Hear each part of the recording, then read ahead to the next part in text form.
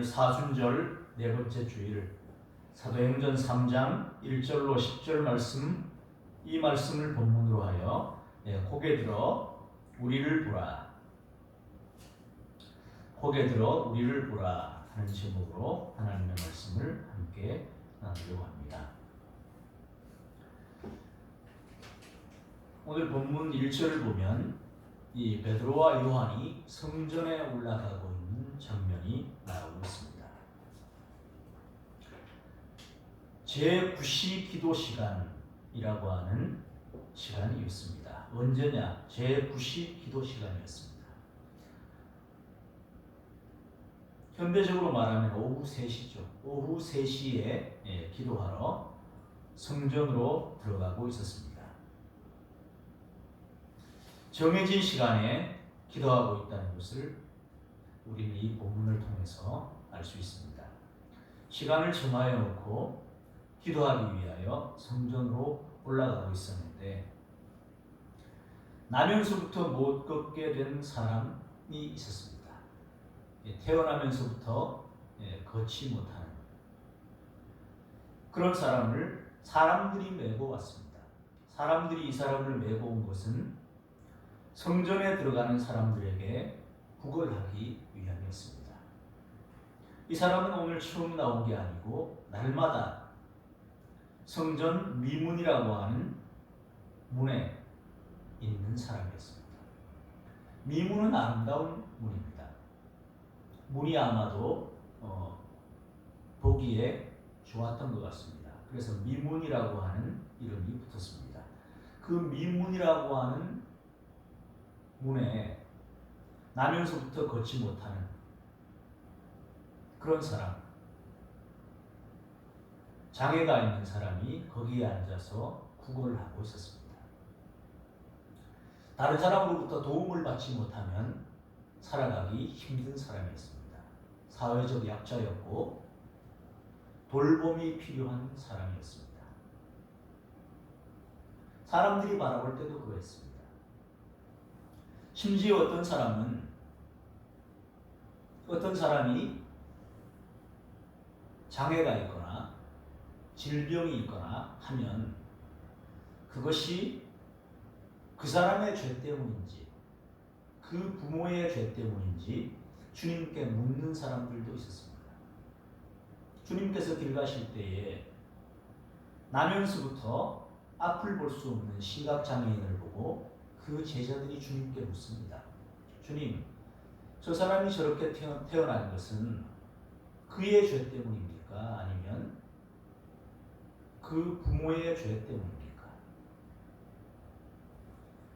주님은 죄 때문이라고 말씀하지 않으셨습니다. 그 사람을 통하여 하나님이 하시는 일을 나타내려고 하는 것이다 하면서 그에게 진흙을 발라주죠. 그의 눈에. 그리고 실로암이라고 하는 못에 가서 씻으라 이렇게 말합니다. 어떤 본문에 의하면 예수님께서 흙에 침을 뱉어서 그렇게 하셨다고 기록하는 본문도 있습니다. 그 사람은 나음을 입게 됐습니다. 주님은 누가 시각장애인으로 태어나는 것 혹은 누가 장애를 가지고 태어나는 것이 그 사람의 죄나 또 그 부모의 죄 때문이 아니라고 분명히 말씀하셨습니다. 그를 통하여 하나님이 하시고자 하는 일을 드러내려고 그러는 것이다 말씀하십니다. 우리는 이 장면에서 바울 사도를 생각해 볼 수 있습니다. 바울도 자신에게 질병이 있었습니다. 그 질병이 떠나가기를 위하여 3번이나 간절히 기도했다고 말합니다. 하나님, 이 질병이 없으면 좋겠습니다. 이것이 없을 때 오히려 복음 전하기에 최적일 것 같습니다. 이것 때문에 복음 전파에 방해가 되는 것 같습니다. 이것 때문에 복음 전파에 어려움이 있습니다. 어떤 학자는 안질이라고 말합니다. 사람들과 아이 컨택도 해야 되고, 그런데 교감이라고 하는 것이, 소통이라고 하는 것이 언어만으로 되는 것도 아니고 표정으로도 눈빛으로도 다 소통할 수 있는 것인데 안질이 있다면 사람들과 눈 맞추기가 어렵습니다. 제게 있는 안질이 그에게로 전파될까 두렵기도 합니다. 그래서 이것이 떠나가게 해달라고 3번이나 간절히 기도했다는 것입니다. 또 어떤 사람은 간질이라고 말합니다. 일정 시간이 되면 발작이 일어나는 거예요. 사람들이 말하죠. 하나님을 믿는다며. 하나님은 전능하신 분이라면서. 그 전능하신 하나님을 믿는 사람이 왜 저런 병에 걸렸대?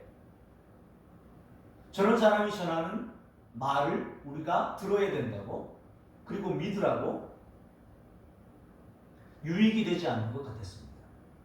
그래서 그것이 떠나가게 해달라고 하나님께 3차례나 간절히 기도했습니다. 그런데 하나님의 응답을 받았습니다. 하나님의 응답이 무엇이었습니까? 내 은혜가 네게 족하다는 것입니다. 나는 족하지 않은데, 나는 만족스럽지 않은데, 나는 이것이 없어졌으면 좋겠는데, 이 질병이 내게서 떠나갔으면 좋겠는데, 이것이 없으면 살아가는데도, 복음을 전하는데도 훨씬 더 유익이 클 것 같은데, 하나님은 내 은혜가 너에게 족하다는 것이었습니다. 이런 역설적인 상황이 바울에게 벌어졌습니다. 그런데 그 즉시 바울은 마음을 주님의 마음으로 고쳐먹습니다. 주님의 은혜가 내게 족하다고요? 그리고 깨닫습니다. 내가 약한 데서, 네가 약한 데서 내 능력이 나타난다. 약할 그때에 주님의 능력이 내게서 크게 나타나는구나. 내가 약할 그때에 약한 나를 통하여 하나님의 강함이 드러나고, 이 약한 나를 통하여 하나님이 역사하시는구나. 그 비밀을 깨달았습니다. 그리고 나서는 오히려 그 약한 것들에 대해서 자랑한다고 말합니다. 내가 이렇게 약한 사람입니다. 나는 이렇게 약하기에 하나님을 의지할 수밖에 없습니다. 내게 이런 약함을 주셨기에 내가 하나님을 의지합니다. 이 약함이 없었다면 나는 내 잘난 맛에 살았을지 모릅니다. 나는 유대교 율법에 정통한 사람입니다. 엄격하기로 소문난 가말리엘 문화에서 수학했습니다.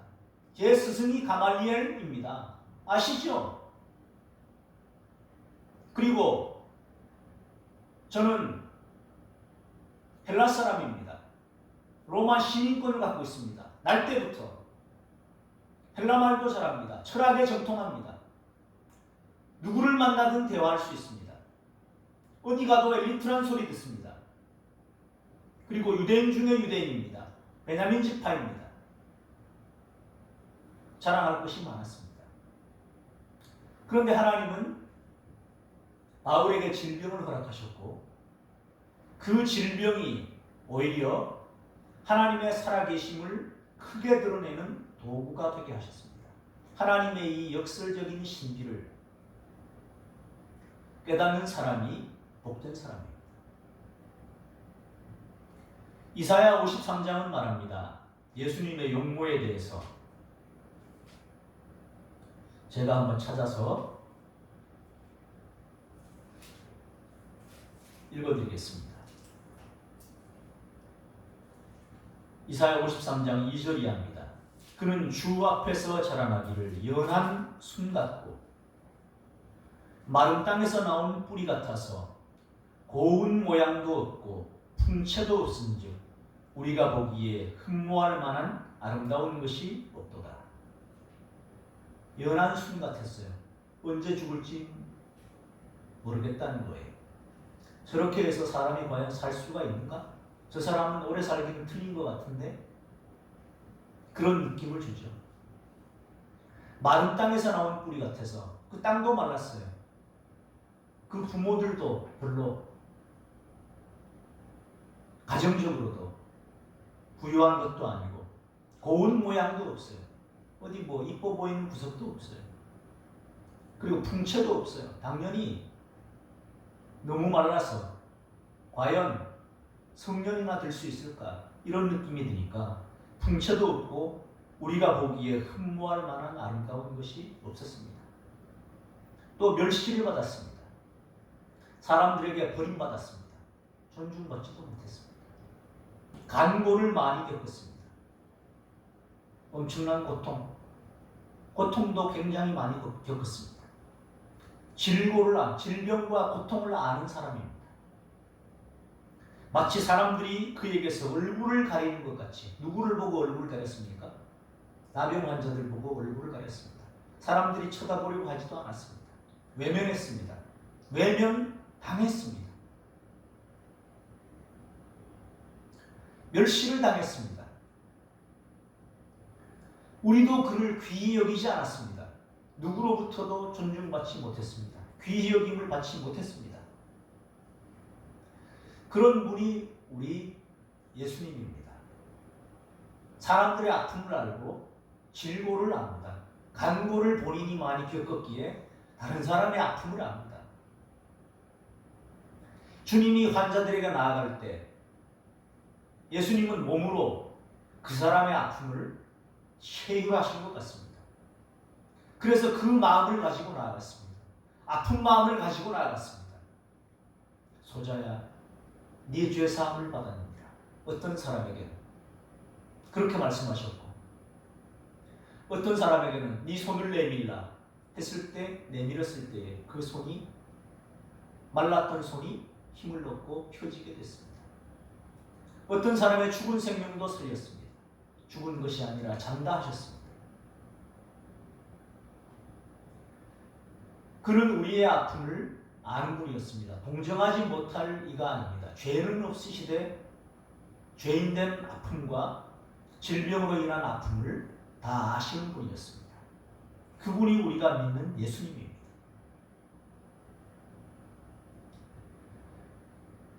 우리가 믿는 예수님이 그러한 분이라는 것을 너무도 많은 사람들이 잘 모르고 살아갑니다. 오늘 본문에 나오는 나면서부터 못 걷게 된 이 사람도 예수님이 누구인지 모르고 살아갑니다. 그러다 보니 성전 미문에 나와서 구걸이 자기의 살 수 있는 유일한 길이라고 생각하고 그 자리에 있는 사람이었습니다. 사람들이 나를 도와주지 않아요. 사람들이 도와주지 않으면 나는 살아갈 수 없어요. 땅만 바라보고 사람들의 도움만 기대하고 사는 사람입니다. 그때 마침 베드로와 요한이 성전에 들어가려고 하는 것을 그 사람이 보았습니다. 보고 구걸합니다. 베드로와 요한에게도 그들이 누구인지는 모르지만 도움을 받을 수만 있다면 도움의 손을 내미는 사람입니다. 어디에서 내가 필요로 하는 물질이 올지 모릅니다. 그래서 누구든지 붙잡고 구걸했습니다. 베드로와 요한이 더불어서 함께 주목하여 말합니다. 베드로와 요한이 그 구걸하는 사람을 봤습니다. 그리고 뭐라고 말합니까? 우리를 보라라고 말합니다. 고개 숙이고 땅만 보지 말고 다른 사람에게 도움을 얻을 수 있는 길이 없을까? 그것만 바라보지 말고 우리를 보라는 거예요. 나를 보라는 거예요. 우리를 보라는 거예요. 그때도 그 사람은 자기 내면의 시선을 거두지 않습니다. 자기 내면의 시선을 봅니다. 그들에게서 무엇을 얻을까 하고 바라봅니다. 이 사람이 뭔가를 주려고 그러는가? 말 거는 사람도 없었습니다. 외면하고 지나갔습니다. 멸시하고 지나갔습니다. 사람 취급하지 않고 피하여 지나갔습니다. 대부분의 사람들이. 그런데 이 사람이 우리를 보라고 말하는 거예요. 뭔가 줄 것 같아요. 내가 기대하는 뭔가가 올 것 같아요. 이 사람으로부터. 그래서 무엇을 얻을까 하고 바라봤습니다. 그런데 베드로가 말합니다. 은과 금은 내게 없거니와 내게 있는 이것을 내게 주노니 나사렛 예수 그리스도의 이름으로 일어나 걸으라. 무엇을 얻을까 하여 바라보는 사람에게 예수님의 이름의 능력을 말해줍니다. 은과 금은 내게 없거니와 내게 있는 이것, 예수 그리스도 이름을 믿는 이 믿음, 이것을 내게 주는데 나사렛 예수 이름으로 일어나 걸으라는 선포였습니다. 땅만 바라봐서는 소망이 없습니다. 다른 사람으로부터 무엇을 얻을까 그것만 바라봐서는 그 자리에서 일어날 수 없습니다. 그런데 우리를 보라 말합니다. 베드로와 요한을 보는 것이죠. 베드로와 요한은 예수 그리스도를 믿는 사람입니다. 베드로와 요한을 보는 것은 베드로와 요한을 통해 나타난 예수 그리스도를 보는 것입니다. 베드로와 요한을 바라볼 때 은과 금은 내게 없거니와 내게 있는 이것을 내게 주노니 곧 나사렛 예수 그리스도의 이름으로 일어나 걸으라 선포했습니다.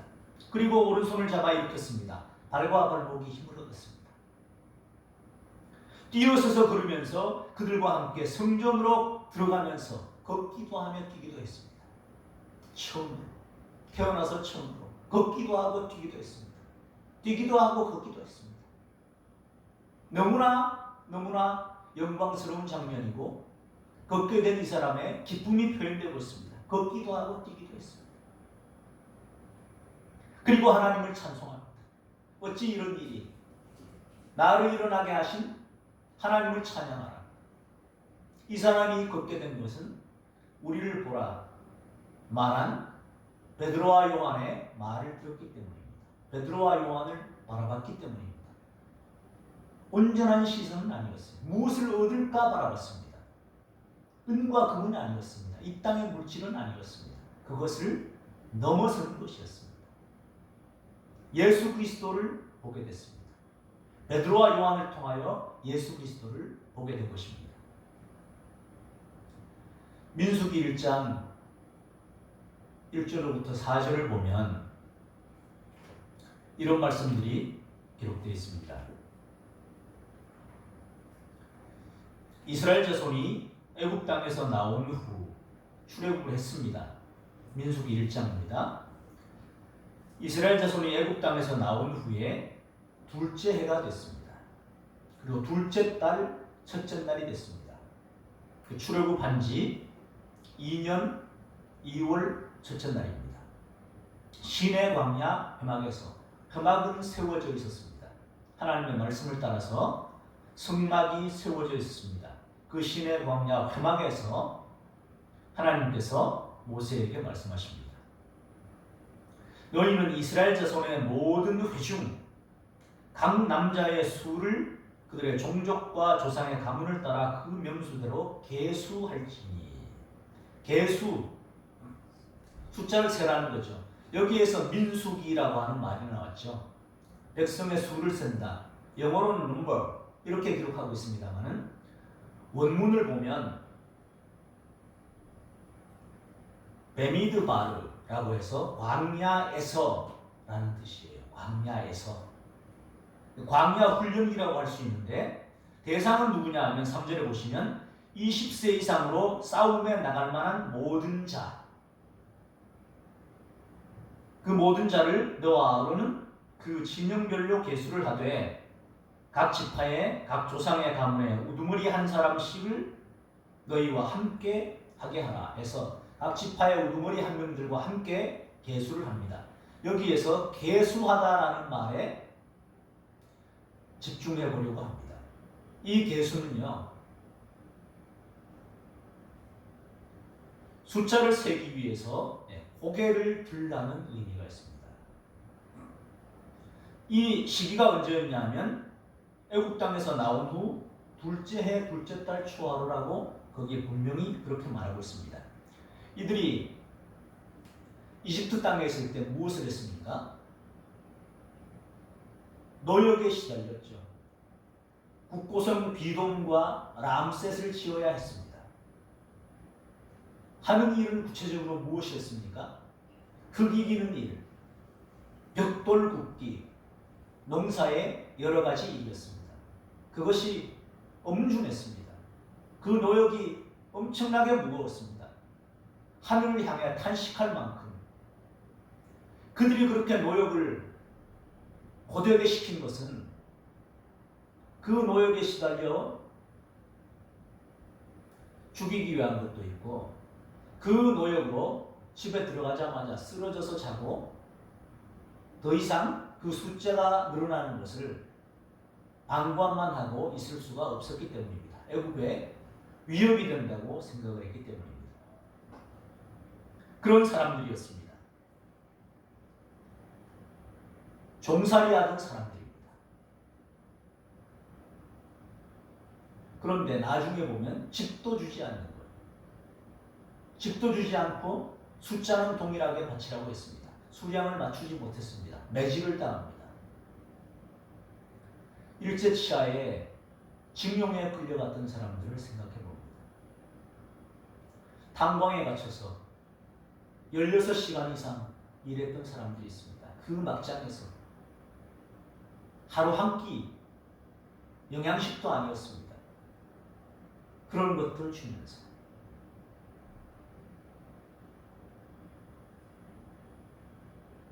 하루에 할당량이 있었습니다. 이들도 그러했습니다.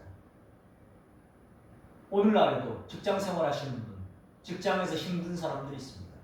관계의 힘듦도 있고 일 때문에 힘든 사람들도 있습니다.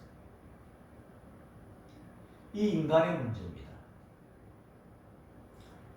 그러다 보니 이들도 고개 숙인 남자였습니다. 신체적으로 건강해 보이는데 남성성이 떨어지는 사람도 비유해서 고개 숙인 남자라고 말하기도 하지만 그 일이 너무 무대고 힘들어서 지쳐있는 사람들, 땅만 바라보는 사람들, 위축되어 있는 사람들, 그런 환경에 있을 수밖에 없는 사람들이 애국 땅에서 종살이하는 이스라엘 백성이었습니다. 그런데 여기서 지금 계수를 하라고 하는 것은 고개를 들라는 얘기예요. 고개를 들어서 하나님을 바라보라는 의미입니다. 관리 감독자들의 채찍에 그들의 압박에 못 이겨서 좌절하고 절망하고 땅만 바라보는 사람들에게 고개를 들고 하나님을 바라보라는 메시지입니다. 그것이 계수하는 거예요. 20세 이상 60세 된 60세까지 가장 노역에 시달리던 바로 그 사람들이었습니다. 이제는 고개를 들고 나를 바라보고 가자. 이것이 하나님의 마음이었습니다. 광야의 인생길을 가는데 그 인생길을 나를 바라보고 나와 함께 가자. 내가 책임져 준다. 내 말을 듣고 나를 따르라. 내가 책임져 준다. 내가 너희와 함께 한다. 그것이 하나님의 마음이었습니다. 비교 속에, 열등감 속에, 고통 속에 성전 뒷문에 앉아서 소망도 보이지 않고 누구에게 구걸해야만 하루하루를 살아갈 수 있는 그 사람에게 고개를 들어 하나님을 바라보라는 겁니다. 위로부터 오는 힘과 능력을 덧입으라는 것입니다. 그것이 하나님의 마음이었습니다. 그것이 예수 그리스도를 통해서 베드로와 요한에게 전해진 하나님의 마음이었고 하나님의 마음을 알게 된 베드로와 요한이 밀문에 앉아 구걸하면서 살아갈 수밖에 없는 그 사람에게 우리를 보라 말했고 예수 그리스도의 이름과 능력을 선포해 줍니다. 그때 그는 걷기도 하고 뛰기도 하고 하나님을 찬송하게 됐습니다. 모든 백성이 그 걷는 것과 하나님을 찬송함을 보았습니다. 이제 이 사람은 하나님을 알게 된 사람입니다. 하나님과 함께 인생의 길을 걸어가는 사람이 됐습니다. 하나님과 함께 걷기도 하고 뛰기도 했고 하나님을 찬송하기도 했습니다. 많은 사람들이 그를 알아봅니다. 본래 성전 미문에 앉아서 구걸하던 사람인 줄 알았습니다. 그래서 그에게 일어난 일을 보고 놀랐습니다. 신이 놀랍게 여기고 또 놀랐습니다. 하나님이 정말로 살아계시는구나. 하나님은 이 시대 가운데도 열등감과 고통 속에, 비교 속에, 소망 없어 보이는 이 삶 가운데서, 직장 생활의 고달픔과 어려움 속에서 신음하고 있는 사람들에게 말합니다. 땅만 바라보지 말고 좌절과 절망, 부족함과 부정적인 것들만 바라보지 말고 고개를 들어 하늘을 바라봐라. 고개를 들어 하나님을 봐라. 내가 너와 함께한다. 너의 인생길에 함께 동행하며 함께 걸어갈 것이다. 하나님은 말씀하십니다. 미문에 앉아있던 사람이 베드로와 요한을 바라봤을 때 그 사람은 일어설 수 있게 됐습니다. 그 사람을 걷게 한 것은 예수 그리스도 이름의 능력이었습니다. 은과 금은 내게 없거니와 내게 있는 이것을 내게 주노니 나사렛 예수 그리스도 이름으로 일어나 걸으라. 이 말씀이 저와 여러분에게 오늘 하나님께서 말씀하시는 말씀으로 들려지기를 예수님의 이름으로 축복합니다. 그 질병의 자리에서, 고통의 자리에서, 힘듦의 자리에서, 괴로움의 자리에서 고개 들어 나를 바라보라. 상황을 바라보지 마라. 그 상황에 함몰되지 마라. 그 최악의 상황을 보고 위축되지 말고 나를 바라보고 고개를 들어 하늘을 바라봐라. 예수 그리스도를 바라봐라. 내가 너와 함께한다. 주님은 말씀하십니다. 나은 사람이 베드로와 요한을 붙잡았습니다. 모든 백성이 크게 놀랐고 달려나와서 솔로몬 행각이라고 하는 행각에 모였습니다. 그러자 베드로가 백성에게 말합니다. 이스라엘 사람들 왜 이것을 놀랍게 여깁니까? 놀랍게 여기지 마십시오. 우리 개인의 권능과 경건으로 이 사람을 걷게 한 것처럼 왜 우리를 주목하십니까? 나를 바라보지 마세요. 목사님 저를 바라보지 마세요. 내가 한 것이 아닙니다. 나를 바라보지 마세요. 내 개인의 권능과 경건으로 이런 일이 나타나는 것이 아닙니다. 그러면서 말합니다. 이 땅에 구약에 약속하셨던 그 선지자 메시아를 하나님이 보내주셨는데 우리가 그를 십자가에 못 박았다고. 그런데 주님이 부활시키셨다고, 살아나셨다고 16절에 말합니다. 그 이름을 믿음으로 그 이름이 너희가 보고 아는 이 사람을 성하게 하였나니 예수로 말미암아 난 믿음이 너희 모든 사람 앞에서 이같이 완전히 낫게 하였느니라 하고 밝히 말합니다.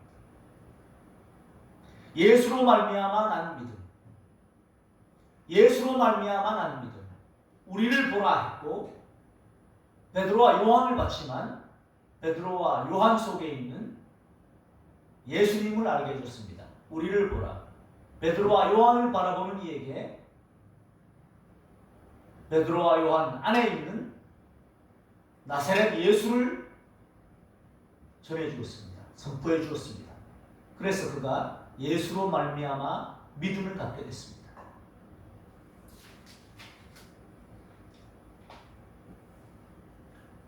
설교명호 3번을 함께 보겠습니다. 시작. 믿음은 말하는 것들의 실상이요 보이지 않는 것들의 증거니 선진들이 이로써 증거를 얻었느니라. 믿음이 없이는 하나님을 기쁘시게 하지 못하나니 하나님께 나아가는 자는 반드시 그가 계신 것과 또한 그가 자기를 찾는 자들에게 상 주시는 이심을 믿어야 할지니라. 아멘. 믿음은 고개 들어 주님을 바라보는 것입니다. 그 바라보는 것에 실상이 나타나게 됩니다. 많은 이들이 증거를 얻었습니다. 믿음의 사람들의 길. 그래서 믿음이 없이는 하나님을 기쁘시게 하지 못하는데 하나님께 나아가는 자는 반드시 하나님이 계시다는 것과 또 하나님을 찾는 자들에게 상 주시는 일, 응답하시는 분, 말씀하시는 분, 만나주시는 분임을 기억해야 한다는 것입니다.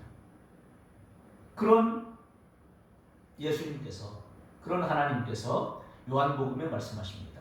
15장 7절입니다. 너희가 내 안에 거하고 내 말이 너희 안에 거하면 무엇이든지 원하는 대로 구하라. 그리하면 이루리라.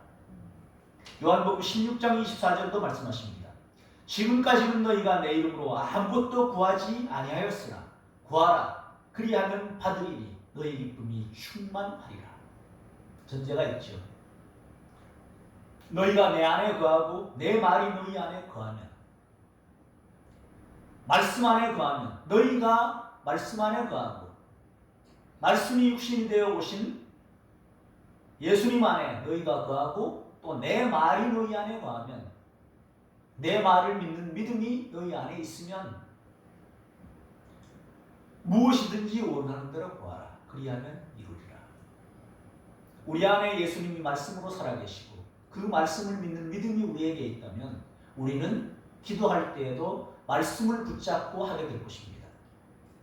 성전 미문에 앉아서 땅만 바라보고 누가 나를 도와주지 않으면 살아갈 수 없다고 하는 그 자리에서 일어날 줄 모르고 사람들의 구걸만 바라보고 있던 그 사람에게 고개 들어 우리를 보라. 그리고 나사렛 예수의 이름을 전해주었습니다. 고개 들어 하늘을 바라볼 때, 믿음의 눈으로 바라볼 때 그 사람은 나음을 입게 됐습니다. 그 사람은 예수님을 믿는 사람이 됐고 전하는 사람이 되었습니다. 말씀이신 그분 안에 우리가 거하고 그분의 말씀이 우리 안에 살아 역사할 때 무엇이든지 원하는 대로 구하면 이루게 될 것입니다. 말씀이 우리 안에 살아계시고 그 말씀을 믿고 구할 때 우리는 우리의 소망, 우리의 욕심을 이루는 기도가 아닌 하나님의 뜻을 이루는 기도를 하게 되고 그 기도는 하나님 앞에 응답되고 귀한 열매로 나타나게 됩니다. 힘들고 어려울 때 상황이나 환경이나 그런 것만 바라보지 말고 고개를 들어 주님을 바라봄으로 우리의 환경을 넘어서 역사하시는 예수 그리스도를 만나는 그 능력을 덧입는 저와 여러분들 되시기를 예수 그리스도 이름으로 축원합니다. 하나님 아버지 감사합니다. 고개를 들어 우리를 보라 말씀하시는 베드로와 요한을 바라볼 때 무엇을 얻을까 하여 바라봤지만 베드로와 요한 안에 있는 예수 그리스도를 만나게 됐습니다. 무엇을 얻을까 하여 주님 앞으로 나왔지만 그 무엇을 넘어서는 예수 그리스도를 알게 하시고 예수 그리스도를 보내주신 하나님을 알게 하시고 지금도 성령을 보내주셔서 주님의 말씀을 깨닫게 하시고 알게 하시는 성령님을 만나게 하시니 감사합니다. 우리의 연약함이, 우리의 부족함이 우리를 짓눌러 오지만 우리의 질병 우리를 약화시키려고 하지만 거기에 눌리지 않고 함몰되지 않고 주저앉거나 좌절하지 않고 고개를 들어 주를 바라보고 예수 그리스도의 이름을 믿음으로 이 자리에서 일어나고 하나님을 우리의 마음의 중심에 깊이 모셔드리고 그 말씀대로 살아갈 수 있는 담대함을 얻게 하여 주시옵소서.